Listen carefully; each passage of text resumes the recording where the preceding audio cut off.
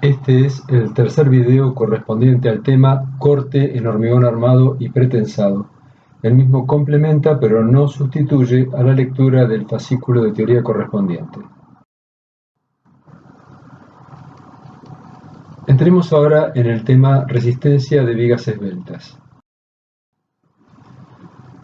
Lo primero que hay que ver es la forma en que rompen las vigas esbeltas.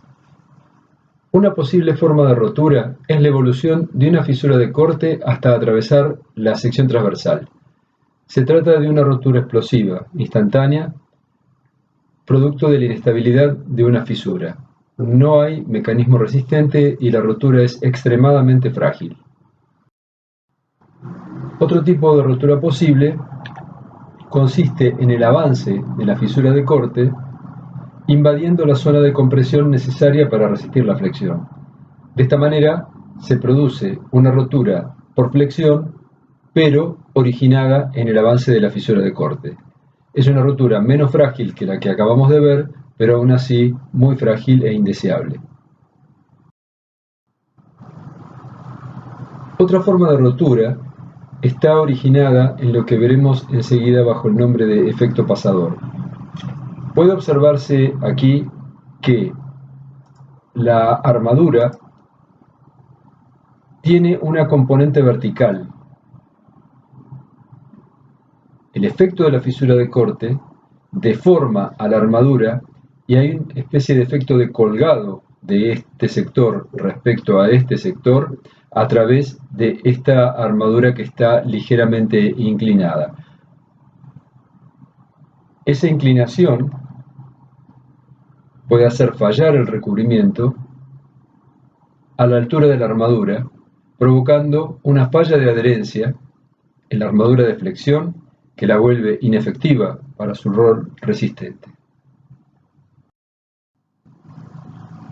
Aquí vemos en un ensayo de una gran viga cómo la fisura de corte evoluciona y se pone paralela a la armadura principal, provocando el tipo de fisuras de fallas de adherencia que acabamos de mencionar. El reglamento CIRSOC 201 habla de dos tipos de fisuras de corte. Una de ellas lleva el nombre de fisura de corte en el alma. Como vemos, la fisura comienza y termina en el alma. Son características de las vigas con cabeza de compresión importante o talón de tracción importante. Pueden aparecer en otro tipo de vigas, pero son bastante características en este tipo de geometrías. El segundo grupo o tipo de fisuras que identifica el reglamento se denominan fisuras de flexión-corte. Son fisuras que se inician por flexión y luego se orientan por el corte.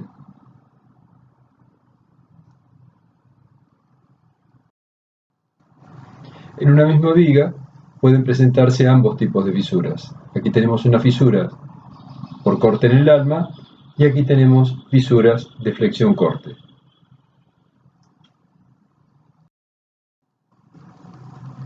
Vamos a adentrarnos un poco más en lo que especifica el CIRSOC 201.05. Siempre hablando del tema elementos sin armadura de alma. El CIRSOC 201.05 admite que un elemento o una zona de un elemento puedan no llevar armadura de alma siempre que se den las siguientes condiciones. La primera es que la solicitación calculada para cargas mayoradas sea menor o igual que phi veces, phi en este caso vale 0,75, la resistencia al corte aportada por el hormigón, es decir, el corte de fisuración. Y todo eso dividido. Pero además establece otras condiciones, además de esta que podríamos denominar condición resistente, establece otro tipo de condiciones. Una de ellas es que los elementos que se estén analizando sean losas o zapatas. La otra es que sean losas nervuradas con unas características geométricas que define el propio reglamento en el punto 8.11.